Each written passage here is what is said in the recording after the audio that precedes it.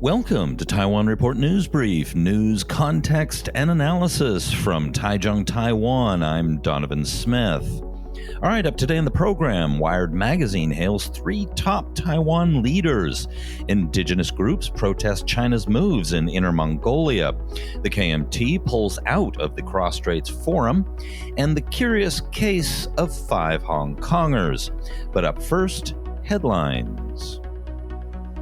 Yet again, Taiwan will grant a further 30-day extension of stay to foreign visitors who entered the country on or before March 21st. The automatic extension will apply to all foreign nationals who entered Taiwan visa-free or on a visitor's or landing visa on or before that date. The Ministry of Economic Affairs has decided to keep Taiwan's basic electricity rate at the current price. That's the 5th consecutive time the MOEA has decided to keep the rate unchanged. By international standards, all of Taiwan's utility rates are very low. DRAM chipmaker Nanya Technology Corp has stated that it would stop shipping chips to China's Huawei Technologies due to U.S. export restrictions, joining the world's other major memory chip suppliers, including Micron, Samsung, and SK Hynix. The company said in a regulatory filing with the Taiwan Stock Exchange that it would seek the U.S. government's permission to resume shipments to the Chinese company. The head of the Financial Supervisory Commission has the objective of having all of Taiwan's banks bilingual by 2030 as part of Taiwan's efforts to become a regional financial hub in Asia, and is now confident of seeing the goal being achieved sooner than planned. The second language, by the way, is English, not Taiwanese. According to research from Oxford University, Taiwan is one of several countries that clearly disproves the argument that governments must choose between protecting people's health and protecting the economy in their responses to the pandemic. The study found that Taiwan, out of 38 countries, was the least impacted, with a decline of 0.6% in economic growth, far ahead of second-place finisher South Korea at 3%.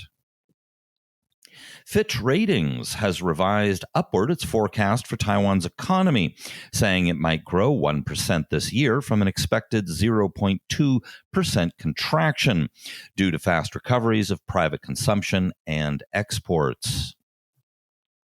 The number of people employed in Taiwan's industrial and service sectors rose about 37,000 from a month earlier in July, but the growth was short of an increase of some 48,000 over the same period of last year.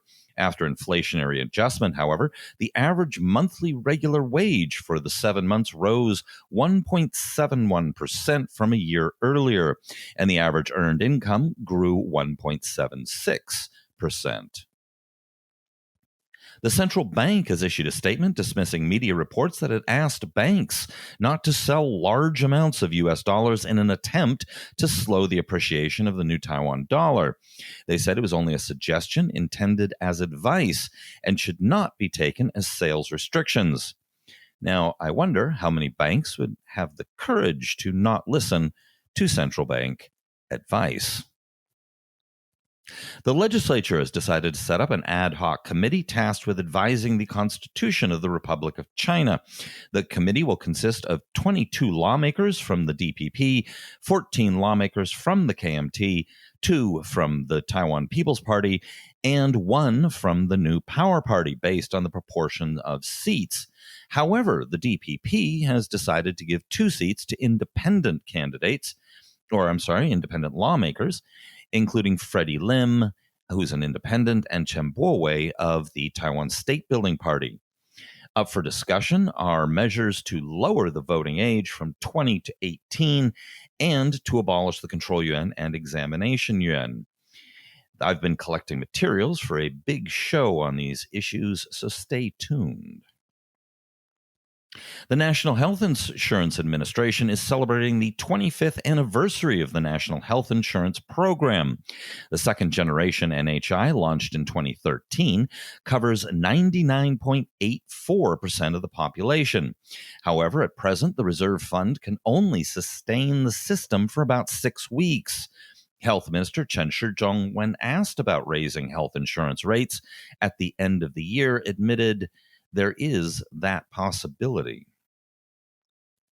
Taiwan is the target of an average 30 million hacking attempts from China each month, according to Vice President William Lai, speaking at HitCon 2020, a hacking conference being held in Taipei. President Tsai Ing-wen, former Vice President Chen Chien-jen, and Minister without Portfolio Audrey Tang were jointly named by Wired magazine as this year's Wired 25 honorees for their efforts in fighting the pandemic.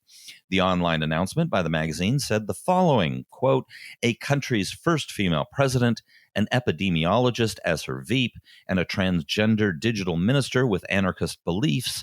Together, this Taiwanese trio all but eradicated the coronavirus from their homeland." Taiwan, President Tsai and Minister Tang have been the focus of a massive amount of positive press in the international media this year, and some of it even managed to resist using renegade province. At a rally outside the Legislative Yuan in Taipei in protest at moves in China to remove Mongolian education in Inner Mongolia, the Taiwan National Assembly, the Indigenous Peoples Action Coalition of Taiwan, the Association for Taiwan Indigenous Peoples Policy, and other organizations denounced what they called China's policy of cultural genocide.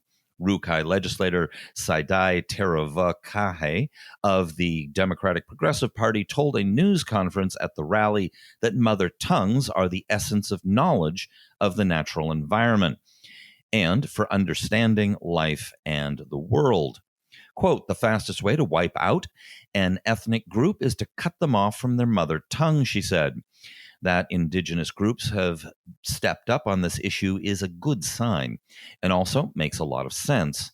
Their languages were actively suppressed until recently, so much so that in some cases there are few or no speakers left. In other words, they're very familiar with what is going on and the lasting impact. At first, it seemed the interesting story about the KMT delegation attending the Straits Forum in China, which was first held in 2009 under the then KMT government as a platform for cultural cooperation and economic exchanges, was going to be about the choice to lead the delegation.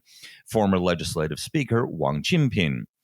How were the Chinese going to react to Wang, who is considered by some more pro-Taiwan than most of the party? And what was on KMT chair Johnny Chiang's mind when he chose him, following on his defeat over the 1992 consensus at the hands of pro-unification forces led by former President Ma Ying-jeou? That was all sidelined when Chinese mouthpiece broadcaster China Central Television ran a headline about the KMT delegation, referring to Wang as this man, saying, "With the Taiwan Strait on the brink of war, this man is coming to the mainland to beg for peace." That managed to offend pretty much everyone in Taiwan, including quite a few in the KMT. The KMT tweeted out the following, quote, "While we cherish peace for the sake of the Chinese nation, ROC's prosperity, we would never sacrifice our dignity. Every cross-strait exchange must be made on equal terms. The KMT is not a peace beggar. We're peace builders. We demand that CCTV recant its erroneous words." Yes, you heard that right. Hurt the feelings of both sides of the Taiwan Strait. All right, the KMT in a statement said that it distorts the original intention of pursuing peace and hurts the feelings of the people on both sides. Yep, you knew that was coming. When an apology wasn't forthcoming, the KMT announced that as a party, they wouldn't attend, though individuals weren't banned from doing so. In a statement, the party said, "The overall atmosphere is now unfit for cross-strait dialogue. The KMT hereby announces it will not participate in the forum as a political party. The cross-straits situation is complicated.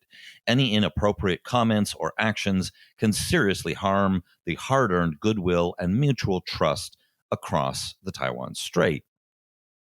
Now, the event is still going ahead, and according to Communist mouthpiece Xinhua, nearly 2,000 Taiwan compatriots will be attending.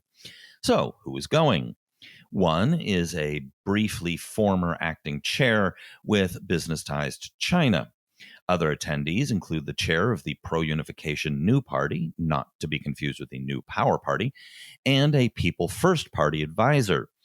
This year is also the first time since the inauguration of the Straits Forum that the chairperson of the Chinese People's Political Consultative Conference did not receive a participating Taiwanese delegation. Instead, the lower-ranking director of China's Taiwan Affairs office took that role. Now, out of all of this, the only beneficiaries appear to be KMT chair Johnny Chang, or Jiang Jitsun, and his reformers. They are trying to move the KMT closer to mainstream Taiwanese voters' opinions on China and the U.S. Coming off their loss in the 1992 consensus, this gives them a chance to distance themselves somewhat from China. While it is not likely to convince the broader voting public that the KMT is now more pro-Taiwan, it may help them on the margins a bit. Speaking of the KMT trying to look tougher on China, a KMT spokesperson said before, referring to the January 11th presidential election, the Tsai administration told everyone that it supported Hong Kong. But so far, the Tsai administration's support for Hong Kong appears to be just talk. She continued, "We hope that the Tsai administration will come up with specific measures to give Hong Kong friends more specific legal protection." A lawmaker speaking at the same press event said that a draft amendment to Article 18 of the Hong Kong and Macau Act that he and other KMT lawmakers proposed in May would give the government a legal basis to deal with the issue through minimal amendments, he said. The Tsai administration's Hong Kong humanitarian aid project only applies to people who enter Taiwan legally, he said. However, the people who are truly in need of humanitarian or emergency assistance are unable to travel legally, he added. Well, it is hard to imagine a KMT administration being friendlier to Hong Kongers.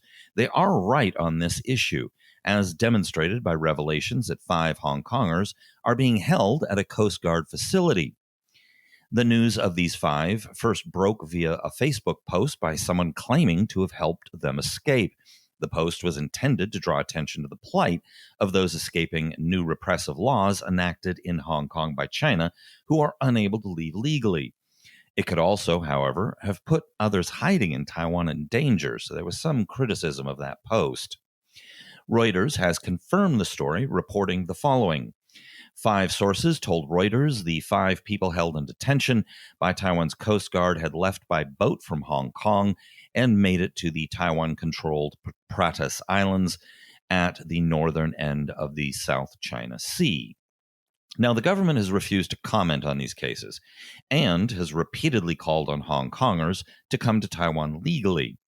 The problem is the ones most at risk of arrest and deportation into the horrific maw of the communist prison system are the ones who can't leave Hong Kong legally and can only run. Taiwan needs to acknowledge that fact. All right, I'm thrilled to welcome another patron on Patreon, Jonathan. Thank you very much, Jonathan, and our other patrons for helping keep this project going. Now, on a side note, the last few days were short on shows, my apologies, but a friend's crisis got in the way, and I took some time out to help with something that, if successful, could significantly help Taiwan's standing in the world. I can't say what it is yet, but no apologies for that part. It was well worth it. This is a really hot period in the news, so tune in to the next few shows to get you all caught up. All right, hit like and subscribe and all that good stuff, you know, the bell on YouTube and all that. And of course, check us out at report.tw. All right, to the next show. Looking forward to seeing you next. This has been brought to you by the Taiwan Report. For more content like this, become our patron at report.tw. 哎呦，就是那个台湾狗啦，最喜欢我的台湾狗了。